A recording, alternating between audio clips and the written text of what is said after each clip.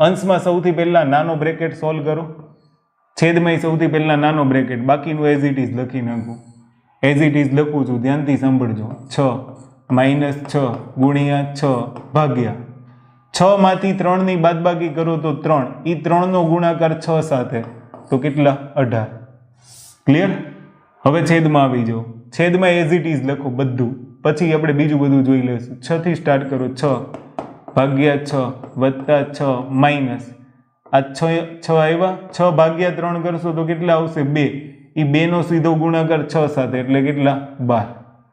હવે અંશમાંય પહેલા ભાગાકાર અને છેદમાંય પહેલા ભાગાકાર, પછી બીજી બધી વાત. 6 - 6 ગુણ્યા 6 ભાગ્યા 18 છે એટલે 6 ભાગ્યા 18 છે. આવું છે, ધ્યાનથી સાંભળજો.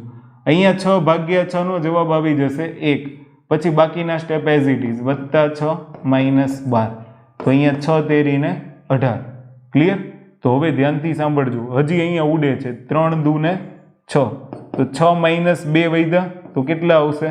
4. નીચે 6 ને 1 7, 7 માંથી 12 બાદ કરશો તો 5, પણ એ માઇનસ છે તો માઇનસ ઉપર આવે, તો આનો જવાબ આવશે -4/5.